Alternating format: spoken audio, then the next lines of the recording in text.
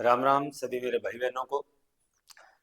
रीट की तैयारी दोस्तों, ठंड चल रही है और जबरदस्त रीट की तैयारी चल रही होगी। अंतिम समय, अंतिम प्रहार, जब तक तोड़ेंगे नहीं तब तक छोड़ेंगे नहीं। ये तो है ही दोस्तों। मैंने भी अपने जीवन के अंदर यही उसूल रखे थे। चिड़बड़े सुहावो रंडो को भूलो। अल्लाह ने हमेशा एक मोटिवेशन को काम करे। अगर कोई स्टूडेंट ढंगू जीवन के अंदर ये लाइन ने अपना ले तो थोड़ा टाइम है दबा दब तैयारी करके फुल शानदार ढंगू तैयारी करके दिन में 16 16 17 17 घंटे पढ़ के नक्की करो एक पास है लंबो चिड़बड़ो सुहाग के काम को भाई। कोई 5% 2% 3% कोई यहाँ कहते गुरु जी मैं घना ही पढ़ा यार, बहुत पढ़ा 17 घंटा पढ़ा 18 घंटा पढ़ा यार, फिर भी मैं जीवन गमा कौन लाग पाया। तो बे 2 या 3% जगह केस है नहीं बे, स्टडी वास्ते एक्सेप्शनल केस है, अपवाद है। मन अलग छोड़ दो, बाकी बात ना करो। बाकी 90%। और एक बात ये याद रखना, आप शिक्षण विधियां पढ़ रहे हैं, अपवाद का कभी सामान्यकरण नहीं किया जाता। नियम उसी का बनता है जो एक ज्यादा घटनाएं जिसके ऊपर हो। तो मेरा तो कहने का यही तात्पर्य है दोस्तों कि शानदार तैयारी कीजिए और फटाफट इस एग्जाम को क्लियर कीजिए, और फिर उसके बाद हम कुछ और सोचेंगे आगे बढ़ा। 16th mock science read special science में हम लोग आज लेके आए हैं। आपको करना यही है कि type of questions, varieties of questions, हम इस तरह से क्वेश्चंस देखते हैं कि जो हमें अगर एग्जाम में आए तो हम कर पाए उनको, हमें कॉन्फिडेंस बिल्ड हो उसके। अगर आप एग्जाम में इस तरह के क्वेश्चन करते हैं ना, आप देख लेना चाहिए, आप कोई भी एग्जाम उठा के देख लेना, कुछ ऐसे क्वेश्चंस होते हैं जो मेरिट को मेरिट बनाते हैं। वो मेरिट बनाने का जो काम है ना, वो वाले क्वेश्चंस हम करेंगे एग्जाम के अंदर। 100% सक्सेस वाला काम हम करेंगे। क्वेश्चंस डाले हैं, लेटेस्ट पैटर्न पे बेस्ड है। चलिए दोस्तों, आप स्क्रीन पे पहला क्वेश्चन, जल्दी इसी के लिए इसी के टाइप से मैथ के क्वेश्चंस भी आप लोगों के लिए लेके आएंगे। 1 या 2 दिन के अंदर स्टार्ट कर देंगे। लास्ट के 20 दिन है, 20 दिन के अंदर एक शानदार से प्रहार करेंगे और सब कुछ एंड। एक वस्तु 5 मीटर पर सेकंड के वेग से चलना प्रारंभ करती है, और किसी वस्तु यदि वस्तु का त्वरण 2 मीटर पर सेकंड स्क्वायर हो तो 8 सेकंड बाद उसका वेग क्या होगा। दोस्तों ये जितने भी है इस तरह के क्वेश्चंस वो अपने स्टार्ट कर रहे हैं। यहाँ से आपको फॉर्मूले वगैरह ध्यान होने चाहिए। ईश्वर का नाम लेते हैं और ईश्वर का नाम लेके क्लास को प्रारंभ करते हैं। जय भोलेनाथ। जो भी भाई बंधु क्लास को देख रहे हैं, जो भी मेहनत कर रहे हैं, उनको ईश्वर सफलता दे। चलिए दोस्तों, एक वस्तु, कलर चेंज कर लेते हैं सही से दिखाई दे। एक वस्तु 5 मीटर पर सेकंड के वेग से, यहाँ आप ना डाटा लिख लिया करो। u कितना देर का है, प्रारंभिक वेग कितना देर का है, 5 मीटर पर सेकंड देर का है, ठीक है। और उसके बाद चलना प्रारंभ करती है और वस्तु का त्वरण 2 मीटर पर सेकंड स्क्वायर हो। ए क्या देर का है त्वरण, 2 मीटर पर सेकंड स्क्वायर देर का है। और इसमें क्या पूछा है, 8 सेकंड बाद उसका वेग क्या होगा, टाइम क्या है 8 सेकंड, 8 सेकंड बाद वेग क्या होगा। तो आपको गति के तीनों समीकरण ध्यान में होनी चाहिए और तीनों समीकरण देख लेना, उसके हिसाब से उत्तर मिल जाएगा। पहले समीकरण है v बराबर u प्लस ए टी। मैं अभी बता रहा हूँ फर्स्ट क्वेश्चन में, उसके बाद आगे वाले क्वेश्चन से सीधी बस लगाएंगे अगर कहीं आएगी तो। और v स्क्वायर बराबर u स्क्वायर प्लस 2as, ठीक है। और थर्ड है s बराबर u T plus half A T square, ठीक है। यहाँ अपने को अच्छा पूछा क्या है, अंतिम वेग पूछा है, v पूछा है। तो हमें u गिवन है, a गिवन है, t गिवन है, v पूछा है, तो पहली वाली लगा दो। तो v की वैल्यू पूछी है, u की वैल्यू कितनी है 5 है, प्लस a की वैल्यू कितनी है 2, और t की वैल्यू कितनी है 8। और 5 प्लस 8 2 16, और 16 5 21 मीटर पर सेकंड। दरअसल जिन भाई बंधुओं के ये चीजें समझ नहीं आती है, जिन बहनों की ये बातें समझ नहीं आती, मेरे बड़े भाई बड़ी बहन, छोटे भाई छोटे बहन, उनको ये ध्यान रखना कि 2 मीटर पर सेकंड के त्वरण का मतलब क्या है कि 1 सेकंड के अंदर वेग कितना बदल रहा है। प्लस में हो तो वेग उतना बढ़ रहा है, और माइनस में हो तो वेग उतना घट रहा है। तो इसने कहा है 2 मीटर पर सेकंड स्क्वायर, यानी 2 मीटर पर सेकंड, ये पर सेकंड में बढ़ रहा है, 1 सेकंड में इतना वेग बढ़ रहा है, ये वेग बढ़ रहा है। वेग की यूनिट मीटर पर सेकंड, तो 30 सेकंड स्क्वायर आया नीचे त्वरण के लिए। तो अगर एक एक सेकंड में 2 मीटर बढ़ रहा है तो 8 सेकंड में 8 सेकंड में 8 दूगे 16 बढ़ जाएगा, कितना बढ़ जाएगा 16, 5 पहले था ही, अब कितना हो जाएगा, 21 हो जाएगा। तो आप इस तरह से ना क्रॉस चेक जरूर कीजिए क्वेश्चंस को, क्वेश्चन करने के बाद क्रॉस चेक जरूर करना है, ताकि सिली मिस्टेक्स जिनको बोलते हैं वो ना हो। निम्नलिखित में से कौन सा चुंबकीय फ्लक्स का मात्रक है? चुंबकीय फ्लक्स का मात्रक टेस्ला, गाउस, मैक्सवेल, ओममीटर। हमने तो सामान्य तौर पर चुंबकीय फ्लक्स का जो मात्रक पढ़ा है वो मात्रक क्या पढ़ा है दोस्तों? वेबर। क्या पढ़ा है? वेबर। लेकिन यहाँ क्या गिवन है? यहाँ वेबर तो है नहीं। वेबर जो है वो कौन सा मात्रक है? अस्थायी मात्रक है। कौन सा मात्रक है? चुंबकीय फ्लक्स का अस्थायी मात्रक है। हमें ज्ञात जो करना है, यहाँ जो दे रखा है वहां, यहाँ अस्थायी मात्रक ना नहीं दे रखा है, यहाँ हमें सीजीएस मात्रक दे रखा है। कौन सा? सीजीएस मात्रक। और सीजीएस मात्रक कौन सा है? मैक्सवेल। कौन सा है? मैक्सवेल। एक वेबर बराबर कितना होता है? 10 की घात है 8 मैक्सवेल। 10 की घात है 8 मैक्सवेल। आपको मालूम है कि मात्रकों के तीन तीन सिस्टम चलते हैं। एक पहला एमकेएस है, दूसरा सीजीएस है और तीसरा एफपीएस है। Metre kilogram second, centimetre gram second, foot pound second, ये फॉरेन के लिए यूज करते हैं। ओम मीटर जो है ये प्रतिरोधकता का मात्रक है। किसका है? प्रतिरोधकता का मात्रक है। अच्छा, टेस्ला और गाउस। टेस्ला और गाउस ये जो है वो चुंबकीय क्षेत्र की तीव्रता है। क्या है? चुंबकीय क्षेत्र की तीव्रता। चुंबकीय क्षेत्र की तीव्रता, दोनों ही चुंबकीय क्षेत्र की तीव्रता के मात्रक हैं। जबकि यहाँ जो टेस्ला है वो कौन सा मात्रक है? अस्थायी मात्रक है। कौन सा? अस्थायी। और जो गाउस है वो कौन सा मात्रक है? वो है सीजीएस मात्रक। और एक टेस्ला बराबर 10 की घात -4, सॉरी 10 की घात 4 गाउस होता है। कितना होता है? 10 की घात है 4 गाउस। अगर ऐसा लिखना पड़े ना, एक गाउस बराबर है 10 की घात -4 टेस्ला, फिर घात जो है वो माइनस में आएगी। ठीक है। चुंबकीय क्षेत्र की तीव्रता, इसका मतलब है हम ये कह सकते हैं कि चुंबकीय बल रेखाओं की उनका घनत्व है, कितनी डेंसिटी।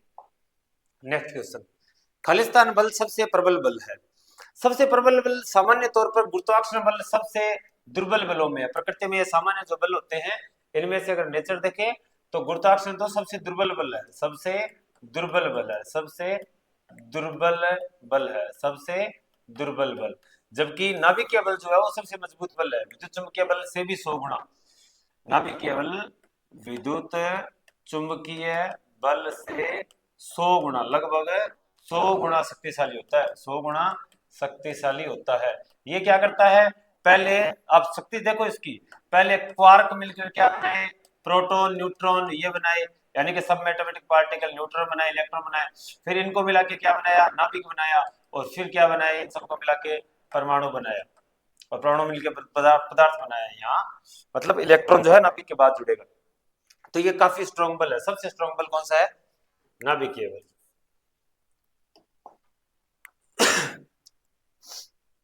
एक कण की एक विमीय गति के लिए वेग समय ग्राफ चित्र के अनुसार है। कण का त्वरण मीटर प्रति सेकंड स्क्वायर में।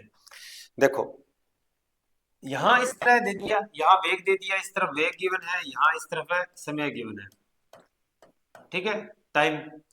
अगर वेग और समय इस तरफ गिवन है तो ये जो रेखा बता रही है इसका ग्राफ, अगर इसकी हम स्लोप निकाल लें, क्या निकाल लें? स्लोप यानी कि ढाल निकाल लें, तो वो ढाल क्या बताई जा सकती है? उस ढाल से बताया जा सकता है त्वरण। क्या बताया जा सकता है? त्वरण।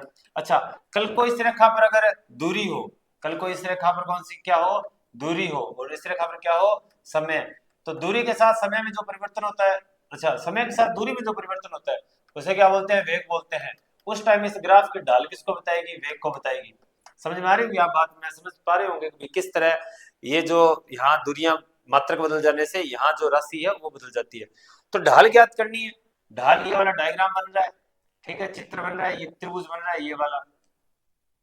ठीक है, ये थीटा कितना हो जाएगा? 30 डिग्री हो जाएगा। कितना हो जाएगा? थीटा 30 डिग्री का हो जाएगा।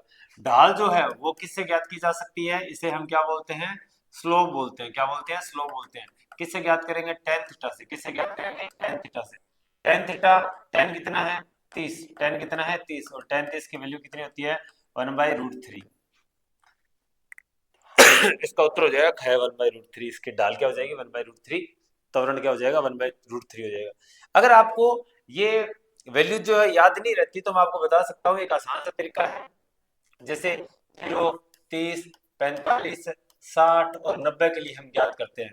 ठीक है, सबसे पहले साइन उसके बाद कोस और उसके बाद टेन, और बाकी तो आप कर सकते हैं। ठीक है, तो ये जीरो से स्टार्ट हो रहा है तो जीरो से अपने स्टार्ट कर दो। नंबर लगाना ये ट्रिक बता रहा हूँ आपको, कोई एक्स्ट्रा ऐसे मतलब कोई लॉजिक नहीं है। आप सोच रहे होगे सर कहाँ लिखा है ये जीरो से स्टार्ट करना होता है, ये बस ऊपर वाला जो है लॉजिक है, ट्रिक है अपना। जीरो, एक, दो, तीन, चार, टोटल चार है, तो चार से सभी को भाग दे दो, चार से सभी को भाग दो, और अब लगा दो रूट सबके ऊपर। क्या लगा दो? रूट लगा दो। सबकी वैल्यू मिल जाएगी, ये वैल्यू पूरी हो जाएगी, देख लेना। जीरो बटे चार, ये तो वैल्यू आ गई जीरो। एक बटे चार की आ गई एक बटे दो, दो बटे चार की एक बटे दो हो गया, और एक बटे दो का क्या हो गया? एक बटे रूट दो, और ये हो गया रूट तीन बटे दो, और ये हो लिया चार बटे चार, एक आ गया। ठीक है, इसको इस तरफ से लिखना स्टार्ट करो, इस तरफ से एक रूट तीन बटे दो, ये यहाँ का यहीं आ जाएगा, और ये यहाँ आ जाएगा, और ये वाली वैल्यू यहाँ आ जाएगी। साइन जीरो की वैल्यू आ गई, साइन 30 की आ गई, साइन 45 की आ गई, साइन 60 की आ गई, साइन 90 की आ गई, कोस जीरो, कोस 30, कोस 45, कोस 60, कोस 90 की आ गई। टेन की याद करनी है तो टेन की कैसे होती है? साइन बटे कोस। क्या होती है? साइन बटे कोस। तो साइन बटे कोस जीरो बटे एक क्या हो जाएगा? जीरो हो जाएगा। साइन बटे कोस यानी एक, हाँ, एक बटे दो, और भाग देना है रूट तीन बटे दो का, रूट तीन बटे दो का ये हो जाएगा दो बटे रूट तीन, और दो से दो cancel, one by root three. इसी तरह ये कैंसिल हो जाएंगे, ये एक हो जाएगा, यहाँ रूट थ्री आ जाएगा, और यहाँ इन्फिनाइट आ जाएगा। तो आप इस तरह अब टेन की आप आगे आप किसी की वैल्यू ज्ञात कर सकते हैं, कोस कोट की, सेक की, कोसेक की ज्ञात की जा सकती है। ठीक है, बढ़िया ट्रिक। जब दाब बढ़ाया जाता है तो बर्फ का गलनांक, बर्फ के गलनांक की बात हो रही है, याद रखना, केवल बर्फ के गलनांक की बात हो रही है। जब दाब बढ़ाया जाएगा, दाब बढ़ाया जाएगा, दाब क्या करता है दोस्तों? दाब अगर बढ़ रहा है तो हम ये मानेंगे कि अणु जो है वो पास पास आएंगे। क्या होंगे? पास पास आएंगे। क्या आएंगे? पास पास आएंगे। ठीक है, पास पास आएंगे, इसका मतलब कौन सी अवस्था आती जाएगी? द्रव अवस्था। कौन सी अवस्था आती जाएगी? द्रव अवस्था। कौन सी अवस्था? द्रव अवस्था। और आपको मालूम है कि जल का घनत्व ज्यादा होता है, जल का घनत्व है बर्फ से ज्यादा, जल का घनत्व बर्फ से ज्यादा, बर्फ से ज्यादा। अब अगर बर्फ का घनत्व कम है और बर्फ के ऊपर हम क्या करेंगे, सॉरी, जल का घनत्व बर्फ से कम है, ठीक है ना, उल्टा लिख दिया हमने, उल्टा लिख दिया, उल्टा उल्टा उल्टा उल्टा उल्टा उल्टा उल्टा। बर्फ से कम होता है, क्योंकि बर्फ में केज लाइक स्ट्रक्चर होती है, पिंजरे की तरह संरचना बनी होती है, तो बर्फ का ज्यादा। अब बर्फ पर दाब लगाएंगे हम तो वो बीच की जगह जो कम होती जाएगी, क्या होती जाएगी? कम होती जाएगी। कम होने से वो क्या होता जाएगा? द्रव अवस्था में आता जाएगा। कौन सी अवस्था में आता जाएगा? द्रव अवस्था में आ जाएगा। तो आप कह सकते हैं कि क्या हो रहा है? गलनांक कम हो रहा है, गलनांक कम हो रहा है। कम होने से तो वो कौन सी अवस्था में आ रहा है? द्रव अवस्था में आ रहा है। तो गलनांक घटता है, गलनांक क्या हो जाता है? घटता है। बर्फ की बात चल रही है, केवल बर्फ के लिए ये लॉजिक है, ये कारण है, मैं कारण के साथ बता रहा हूँ, आपको सीधा उत्तर नहीं टेप रहा है, यहाँ पे ध्यान रखना इस बात को। ये कारण है, कारण के साथ आपको याद रहेगा। 4 डिग्री सेंटीग्रेड, बर्फ का असामान्य व्यवहार होता है। 4 डिग्री सेंटीग्रेड पर जल का घनत्व, जल का घनत्व सबसे ज्यादा, जल का घनत्व सबसे ज्यादा, सबसे ज्यादा सबसे ज्यादा घनत्व होता है इसका। कब? 4 डिग्री सेंटीग्रेड, क्योंकि जो दूर दूर अचरू है वो टूट के पास आने लगे, पास आने लगे। 0 डिग्री सेंटीग्रेड पर बर्फ थी, अब जैसे जैसे टेम्परेचर बढ़ा, वो अचरू पहले तो इस तरह अरेंज थे, केज टाइप स्ट्रक्चर इस तरह अरेंज थे, अब वो पास आने लगे, पास आने लगे। 4 डिग्री सेंटीग्रेड तो एकदम पास पास आ जाएंगे इस तरह। अब 4 डिग्री के बाद और ऊपर बढ़ाओगे तो ये फिर दूर दूर लग जाएंगे, दूर दूर होने लग जाएंगे। तो 4 डिग्री सेंटीग्रेड में सबसे ज्यादा घनत्व होता है। प्रेशर कुकर में सब्जियां जल्दी पकाई जाती है, क्यों? प्रेशर कुकर में सब्जियां क्यों जल्दी पकती है? क्योंकि अगर आप दाब बढ़ाओगे, उच्च दाब होगा, दाब ज्यादा होगा तो क्वथनांक ज्यादा हो जाता है। क्वथनांक क्या हो जाता है? ज्यादा। क्योंकि कहानी क्या है, क्वथनांक किसको कहेंगे? क्वथनांक इसी को तो कहते हैं कि ये वाटर है या फिर कोई भी लिक्विड है, यहाँ से जो पार्टिकल है वो कहाँ जाए? इन्वायरमेंट में जाए। अब आपने इसके ऊपर प्रेशर बढ़ा दिया तो ये जो पार्टिकल है बाहर थोड़ी जा पाएगा, ये तो अंदर ही रहेगा। आपने दाब बढ़ा दिया, ये बाहर आ रहा है, और बाहर आने की यही घटना क्वथनांक की है, यानी द्रव जो है वो गैस में है, द्रव जो है गैस में है। आपने तो दाब बढ़ा दिया, अब दाब बढ़ा दिया, द्रव से गैस में क्या घटाएगा बेचारा, इस वजह से क्वथनांक बढ़ जाता है। क्वथनांक क्या हो जाता है? बढ़ जाता है। दाब बढ़ाने से क्वथनांक बढ़ जाता है, इस वजह से सब्जियां जो है वो जल्दी उबाल मारती है, सीधा कोई कारण नहीं है। जब 2 kg वाले द्रव्यमान पर 5 न्यूटन का बल लगाया जाता है तो उत्पन्न त्वरण, बल और द्रव्यमान दे रखा है तो एक ही फॉर्मूला है अपने पास, F = m में। m की वैल्यू कितनी? 2 दे रखी है, a की वैल्यू कितनी दे रखी है? अच्छा, अब की वैल्यू 5 दे रखी है, ए की वैल्यू हमें ज्ञात करनी है, तो 5/2 बराबर ए, 2.5 आ जाएगा मीटर पर सेकंड स्क्वायर, 2.5 मीटर पर सेकंड स्क्वायर, ये वाला ऑप्शन। इस बात का ध्यान रखेंगे कि हम बढ़िया जो नोमेन लिया करो, फिर उसके हिसाब से फॉर्मूले का चयन करो और इस पर अप्लाई कर दो। किसी विभव नियत विभव पर, विभव नियत है, कांस्टेंट है, किसी तार के प्रतिरोध को बढ़ाकर दुगना कर दिया, तार के प्रतिरोध को बढ़ाया है और क्या कर दिया है, दुगना कर दिया, आर को क्या कर दिया है, 2R कर दिया है। क्या बताना है, विद्युत धारा बताना है, पहले की तुलना में कितनी हो जाएगी। अब आई इक्वल टू क्या होता है, वी अपॉन आर। गलत मत करना दोस्तों, लिख लिया करो, वी इक्वल टू क्या होता है, आई आर होता है, equal to V upon R होगा, लिख लिया करो इसको। तो I1 तो वी अपॉन आर हो जाएगी और I2 क्या हो जाएगा, वी अपॉन 2R हो जाएगा। तो ये वी अपॉन आर क्या है, I1 है, तो I1/2 आधी हो जाएगी, आधी। प्रतिरोध दुगना कर दिया तो धारा आधी हो जाएगी।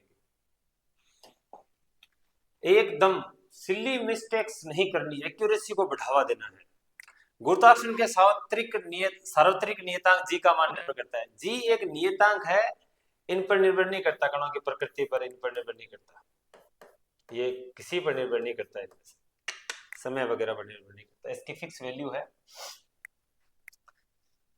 पृथ्वी की सतह पर किसी का भार 29.4 न्यूटन है, उसका द्रव्यमान कितना है।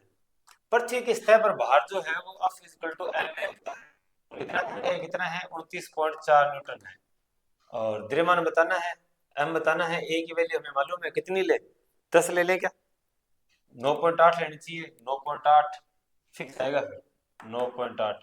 m इज इक्वल टू क्या हो जाएगा, 29.4/9.8 पूरा 3 आएगा, 3 kg।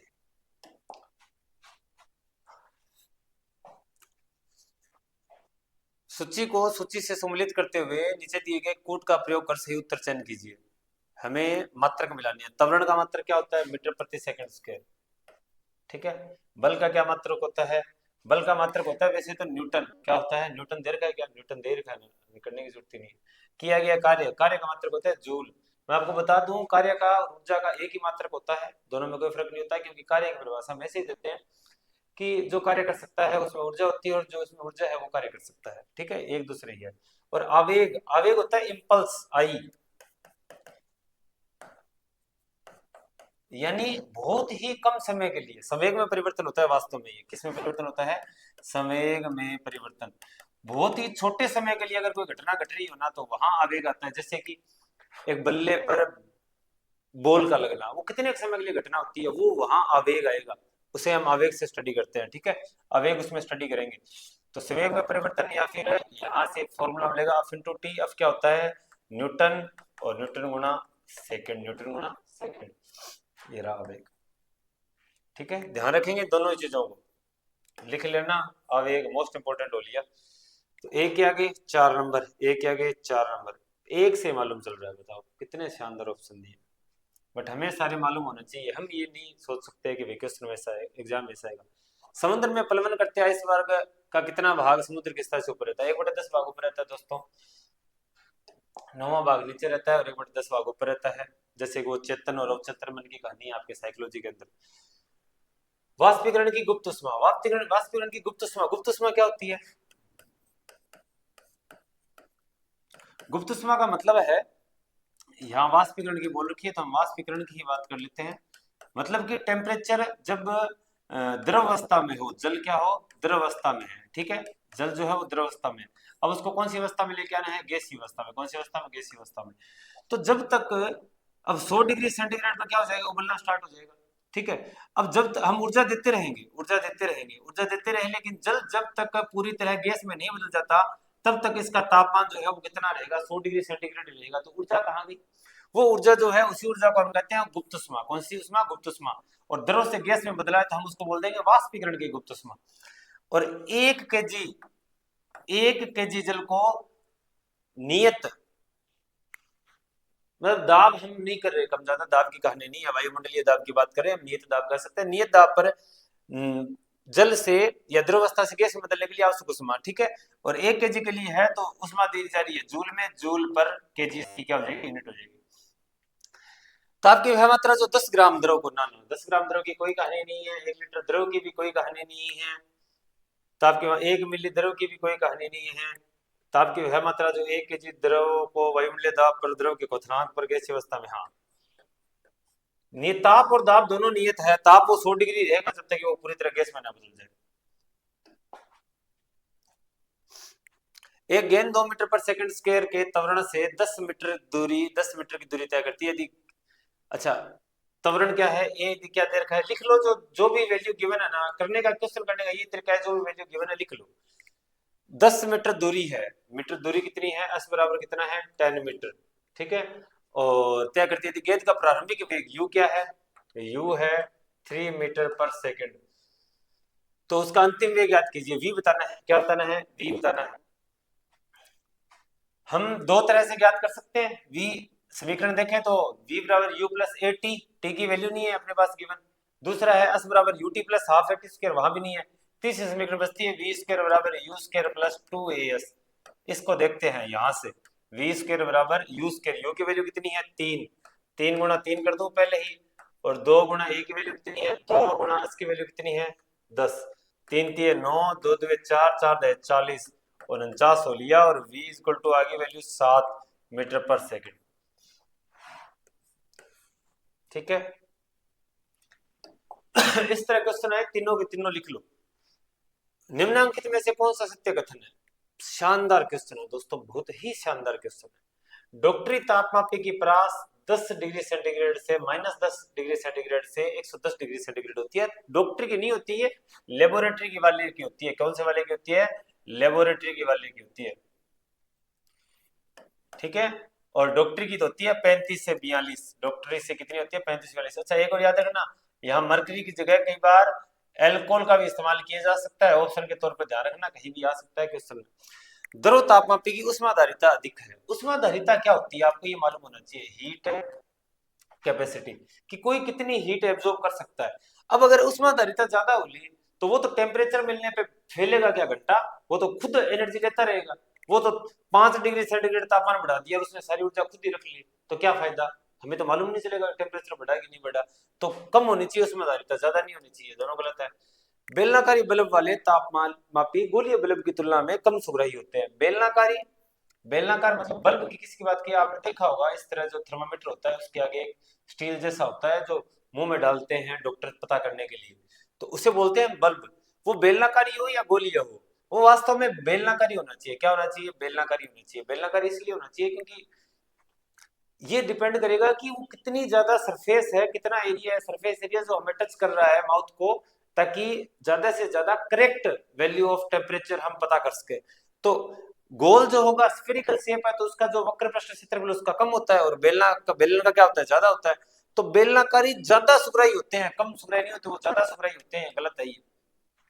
गैस तापमापी द्रवों की तुलना में अधिक सुगराई, अधिक सेंसिटिव, बिल्कुल ये बात सही है। कैसे कि गैस जो है उनको थोड़ी बहुत भी एनर्जी मिलेगी तो वो फैलेंगे, तो थोड़ा भी टेम्परेचर बढ़ेगा तो फैल जाएंगे, और ज्यादा प्रसार हो जाएगा तो हमें मालूम चल जाएगा एग्जैक्ट भी, हाँ टेम्परेचर बढ़ा है।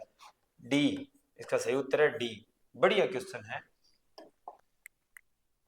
नेक्स्ट क्वेश्चन, स्टेथोस्कोप में रोगी की दिल की धड़कन की ध्वनि डॉक्टर के कान तक पहुंचती है। वो इस तरह की पाइप होती है, उसमें ऐसे ऐसे ऐसे ऐसे ध्वनि वो बार बार परावर्तन होता है, बहुपरावर्तन। क्या होता है, बहुपरावर्तन। परावर्तन है, अपवर्तन नहीं है। हवाई जहाज से यात्रा करते समय पेन से स्याही निकलने लगती है। जैसे जैसे हम ऊपर जाएंगे वैसे वैसे हवा कम होती जाएगी तो वायुदाब घटता जाएगा।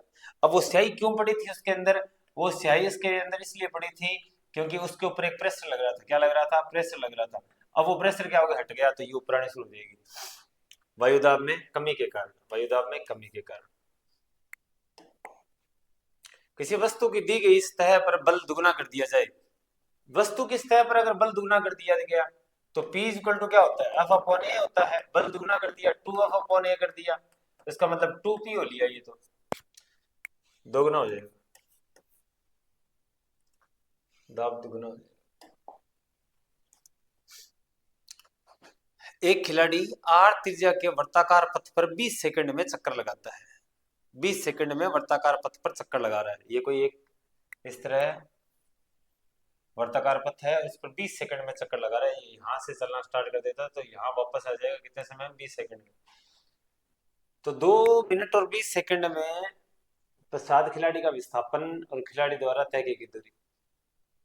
2 मिनट 20 सेकंड में चक्कर कितने लगा लेगा? 2 मिनट 20 सेकंड में, 2 मिनट 20 सेकंड में सेकंड हो लिए कितने, 140, 120 और 20 140, इसका मतलब 20, 7 चक्कर पूरे पूरे लगेंगे। अगर यहाँ से स्टार्ट कर रहा है ना तो 2 मिनट 20 सेकंड बाद यही होगा वापस। अगर यही है तो विस्थापन तो क्या होता है, जीरो। विस्थापन होती है सीधी जीरो, सीधी दूरी, ये हो गया जीरो। और 7 चक्कर लगा रहा है, पाई आर में दे रखा है 7 चक्कर लगा रहा है, तो 7 चक्कर लगाएंगे तो 7 इंटू 2 पाई आर, 7 तो 14 पाई आर। विस्थापन 0, दूरी 14 पाई आर।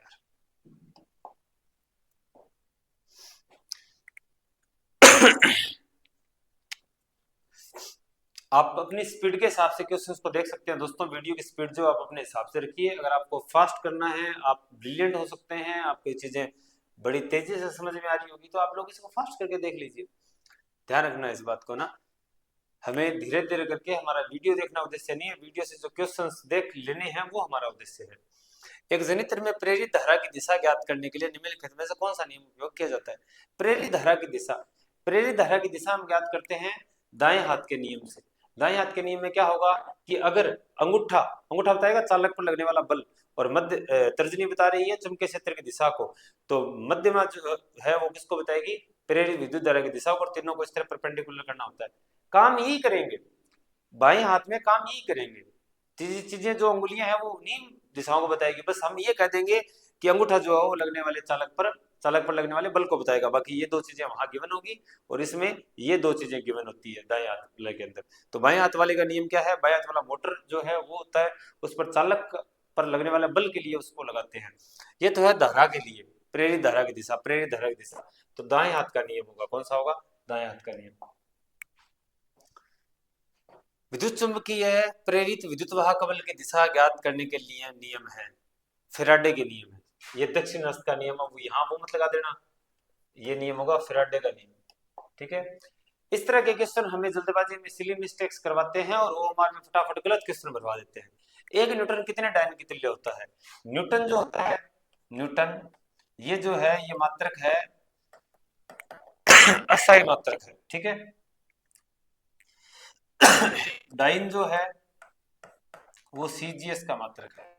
न्यूटन किसके बराबर होता है, F equal to M A, M मतलब मास, मास मतलब केजी इंटू और मीटर पर सेकंड स्क्वायर। ठीक है, ये होता है। डाइन जो है वो क्या होगा, ग्राम,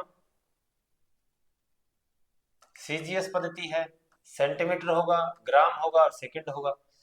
तो मीटर को सेंटीमीटर में कन्वर्ट करेंगे, डाइन के लिए मीटर को सेंटीमीटर में कन्वर्ट करेंगे तो कितने सेंटीमीटर हो जाएंगे, 100 सेंटीमीटर हो जाएंगे, 100 सेंटीमीटर पर सेकंड स्क्वायर। अच्छा, सेकंड तो सेकंड रहेगी, मैं आपको बता रहा हूँ बदलना कैसे। सीधा तो आप 10 की घात 5 याद कर सकते हैं, पर बदलना कैसे होता है। ये तो दे रखा है आपको, न्यूटन दे रखा है, ये न्यूटन की वैल्यू है। ठीक है, केजी इंटू मीटर पर सेकंड स्क्वायर। डाइन होता है सीजीएस में। अब सेंटीमीटर और ग्राम और सेकंड, तो जो किलोग्राम में उसको ग्राम में कर दो, और जो मीटर में उसको सेंटीमीटर में कर दो। किलोग्राम को ग्राम में करेंगे तो 1000। ठीक है, ये हो जाएगा ग्राम। तो 1 2 3 4 5 10 की घात 5 ग्राम इंटू सेंटीमीटर इंटू पर सेकंड स्क्वायर, ये हो गया डाइन। ये डाइन है, 10 की घात 5 डाइन, 10 की घात 5 डाइन। ठीक है,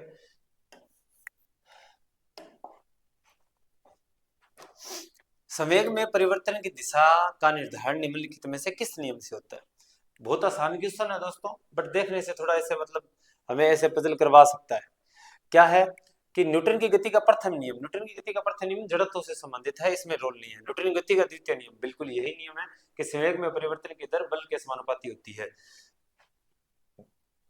तो संवेग में परिवर्तन यही से, गैलीलियो का कोई नियम। न्यूटन का तीसरा नियम क्रिया प्रतिक्रिया का नियम। कौन सा नियम है, क्रिया प्रतिक्रिया, क्रिया की प्रतिक्रिया होगी। स्थायी के जी भार तुल्य होता है। अब पूछा है, न्यूटन बता रहा है आपको क्या पूछ रहा है, अब पूछा है फोर्स पूछा है 27 गुना, अच्छा 10 हो गया 270 न्यूटन। ये नहीं हो सकती वैल्यू, ये तो बहुत दूर है, इन दोनों में से एक है। एग्जैक्ट तो आप 9.8 रख के मल्टीप्लाई कर लो, बाकी यहाँ मेरे हिसाब से तो आप 10 है, 9.8 और कम हो जाएगा, यही होगा। ये तो बढ़ेगा, 10 में बढ़ाओगे तब वैल्यू 277 आएगी। बाकी आप 9.8 से क्रॉस मल्टीप्लाई करके क्रॉस चेक करके देख ही ले। एक विमीय गति का उदाहरण नहीं है। एक विमीय गति मतलब एक सरल रेखा में अगर कोई गति कर रहा है तो वो एक विमीय गति है। सीधे लंबे पाइप में गेंद की गति, बिल्कुल ये एक विमीय गति है। गुरुत्वाधीन पृथ्वी की ओर गिरती हुई वस्तु, वो भी सीधी ही गिरती है जब तक इसको बाह्य बल ना लगे, हवा वगैरह उधर उधर नहीं जाता, तो ये भी एक विमीय गति है। सीधे रेल पथ पर ट्रेन की गति, सीधा रेल पथ है तो वो भी। गैस के अणु की यादृच्छिक गति, ये सीधी गति नहीं करता, ये है इसका उत्तर, सही उत्तर। ये कोई किधर ही जाएगा, कोई किधर ही जाएगा, कोई किधर ही जाएगा, कोई किधर ही जाएगा। एक पत्थर को किसी मीनार से गिराते हैं तो मीनार से 20 मीटर गिरने पर इसका वेग कितना होगा। एक पत्थर को किसी मीनार से गिराते हैं तो मीनार से 20 मीटर गिरने पर इसका वेग क्या होगा। एक मीनार है इस तरह की ऊंची, यहाँ से एक पत्थर गिरा दिया गया है और ये 20 मीटर हाइट तक जब आ गया है तब उसकी यहाँ पूछिए क्या, वेलोसिटी पूछिए, और जी दे रखा है, कुछ भी और नहीं दे रखा।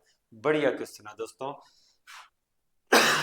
जी की वैल्यू दे रखी, तीनों समीकरण है वही है, तो उसके लिए पहले v बराबर u plus A T, T वगैरह कुछ भी नहीं है, यहाँ तो टाइम नहीं दे रखा ना, तो कोई इश्यू नहीं होगा, ये 10 मीटर पर नहीं होगा।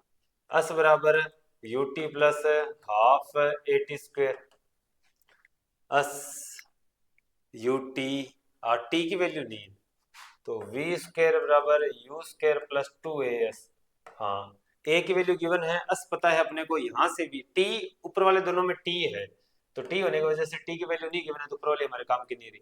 तो वी स्क्वेयर, वी हमें ज्ञात करना है, यानी यू तो गिवन है। गिवन कैसी है कि पत्थर हाथ में रखे के छोड़ा है, हाथ में रखे, तो यू क्या हो गया, जीरो हो गया। क्या हो गया, जीरो।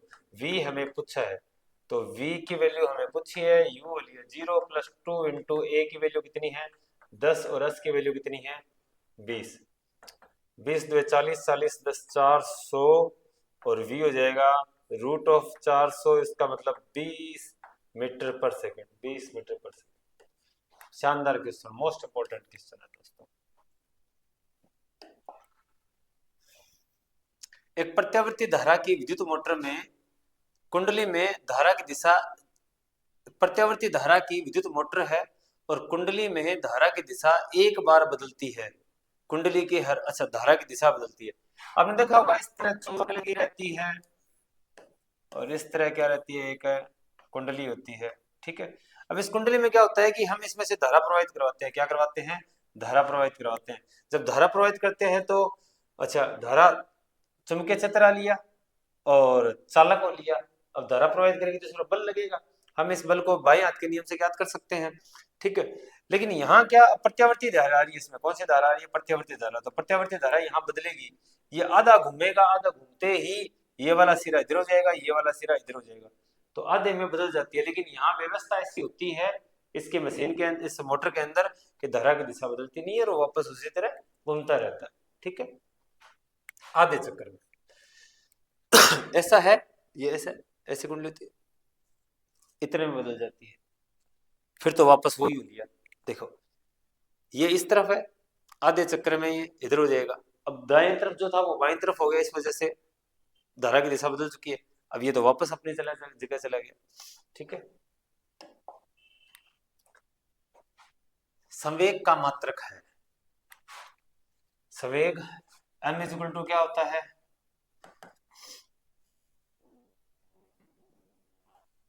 संवेग, संवेग होता है द्रव्यमान गुणा में वेग, द्रव्यमान गुणा में p होता है, सॉरी p मोमेंटम, संवेग को p से लिखते हैं, द्रव्यमान गुणा वेग। द्रव्यमान क्या होता है, m गुणा v, इसका केजी इंटू मीटर पर सेकंड, ये क्या केजी मीटर पर सेकंड, ये नहीं है इसका ध्यान रखना।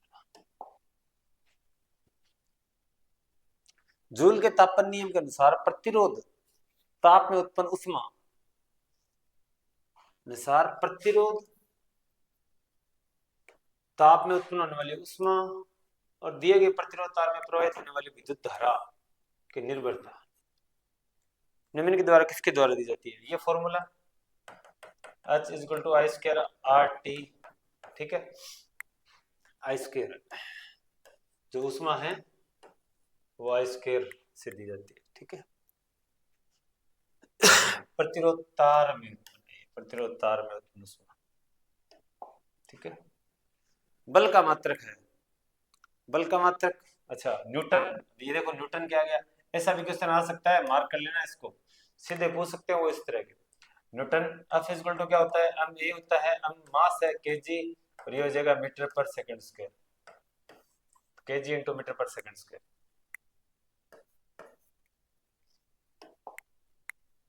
न्यूटन की गति के तृतीय नियम का कथन है कि क्रिया एवं प्रतिक्रिया बराबर एवं विपरीत होनी चाहिए। बिल्कुल सही बात है, ये कथन है। तथा प्रत्येक पिंड में हमेशा समान परिणाम का त्वरण उत्पन्न होता है, कोई जरूरी नहीं है। दो पिंडों पर, दो भिन्न पिंडों पर केवल तभी लगती है जब वे टकराते हैं, जरूरी नहीं है। दो भिन्न पिंडों जो परस्पर अन्योन्य क्रिया करते हैं, हाँ, उनकी अन्योन्य क्रिया का मतलब वो एक दूसरे में संपर्क में आने चाहिए, कुछ ना कुछ उनमें होना चाहिए। सही उत्तर ये है, समान पिंड पर लगते हैं, ठीक है।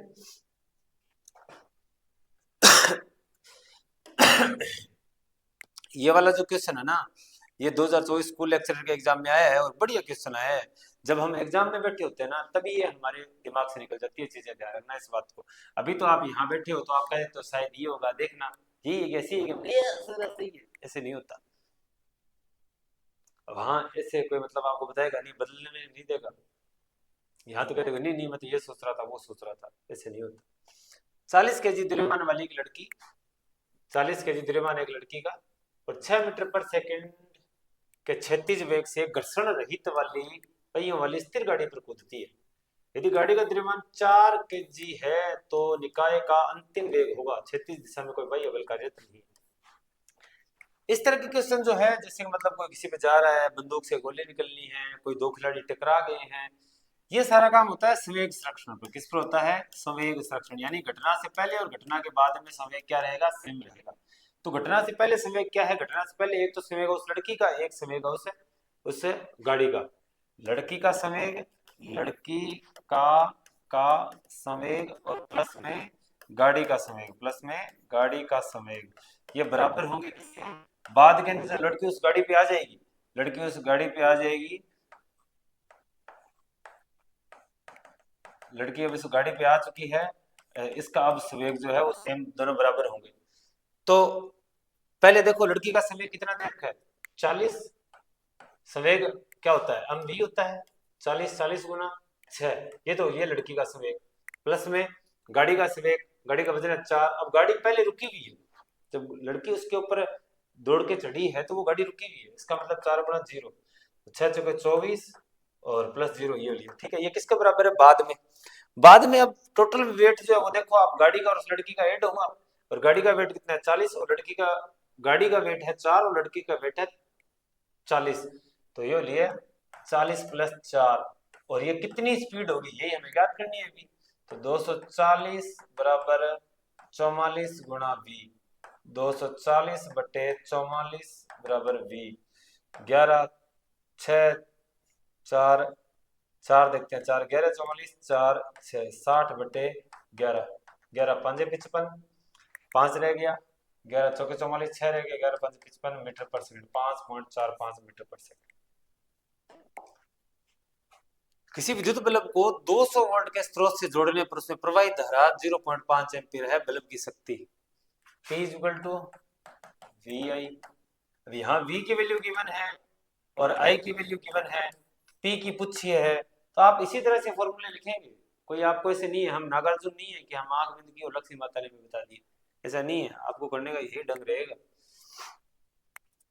P इक्वल टू वी आई। अब V जो है वो कितना है 200 और गुणा 0.5, 100 वाट।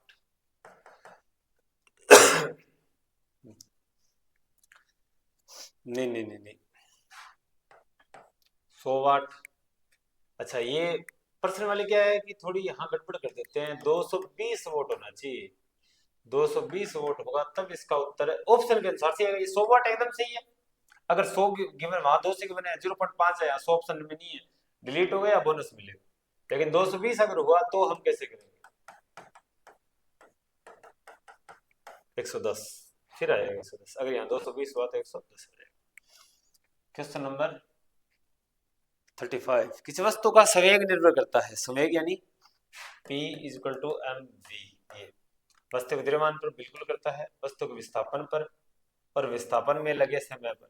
सीधा सीधा विस्थापन पर नहीं कर रहा, बट विस्थापन और विस्थापन में लगे समय दोनों पर निर्भर कर रहा है।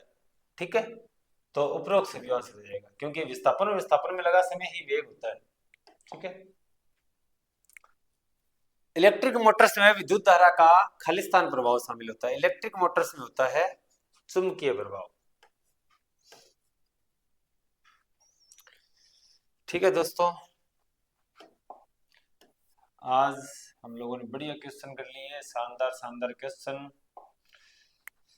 सीधी सी बात मैं बता चुका हूँ आपको, जब तक तोड़ेंगे नहीं तब तक छोड़ेंगे नहीं। आप लोगों की सफलता में हम लोग निश्चित तौर पर आपके साथ रहेंगे। आपको अगर ऑफलाइन भी हेल्प चाहिए तो आप हमसे कांटेक्ट कर सकते हैं। ऑफलाइन आप कोई खर्चा नहीं है, आपको मतलब इतना सोचने की जरूरत नहीं है। आप व्हाट्सएप में कॉल कर सकते हैं 78 520 70 976। ठीक है, राउत सर में है अपना कल्प कैरियर इंस्टीट्यूट। अगर आपको अंतिम टाइम में किस तरह से पढ़ना चाहिए, किस तरह की चीजें देखनी है, वो सारा हम आपको ऑनलाइन ऑफलाइन जैसे भी आप चाहते हैं वैसे आपको गाइड किया जा सकता है। चलिए दोस्तों, प्लीज वीडियो को लाइक कीजिएगा, शेयर कीजिएगा, सब्सक्राइब कीजिएगा। मिलेंगे नेक्स्ट वीडियो में, तब तक के लिए धन्यवाद। जय श्री राम।